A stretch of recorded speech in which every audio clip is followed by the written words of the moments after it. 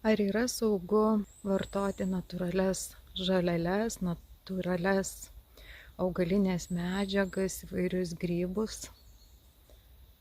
Mano mama buvo žolininkė. Jinai daug domėjosi šioje srityje, bendravo su biologijos mokslų daktare Šimkūnaite, daug pasisėmė žinių.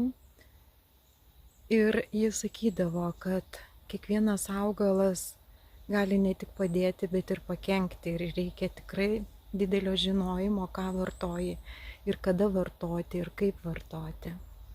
Jis sakydavo, kad jonažolė visiškai netinkama vartoti vasarą. Tai vat būti labai atsargiems tokiais augalais, kurie turi antivirusinių savybių, antibakterinių savybių. Aš savo dabar vis užduodu klausimą, kai klausausi, kai žmonės vartoja nuodingus grybus, išvalyti organizmui, parazitams, vartoja surinktą natūralų mumijo, vartoja į vidų, galbūt dabar ir yra gerai jų organizmui. Bet ar jie žino, kaip atsilieps tai kepenims po 5 metų, po 10 metų, kaip atsilieps tulžiai, blužniai, inkstams?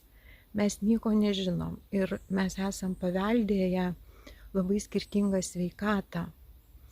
Juk žiūrėkit, pas vieną linkęs aukštas spaudimas, pas kitą per žemas, pas vieną skydliaukė yra per daug aktyvi, pas kitą skydliaukės veikla yra per lėta ir įvairūs fermento išsiskyrimai, vieni toleruoja pieno produktus, kiti ne.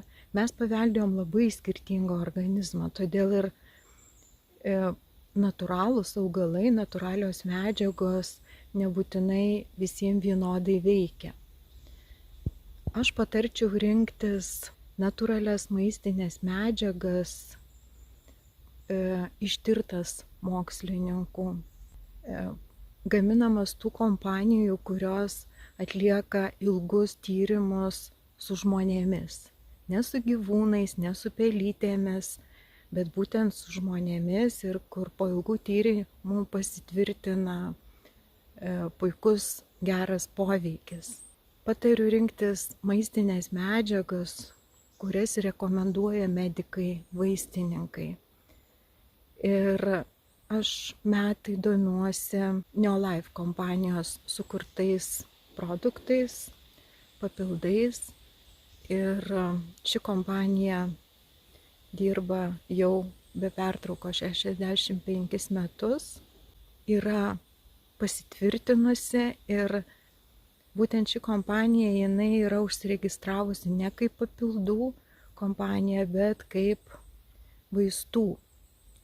Tai yra, kad jiem yra keliami reikalavimai jau kaip vaistams, kaip atliekantiems produktams terapinį poveikį.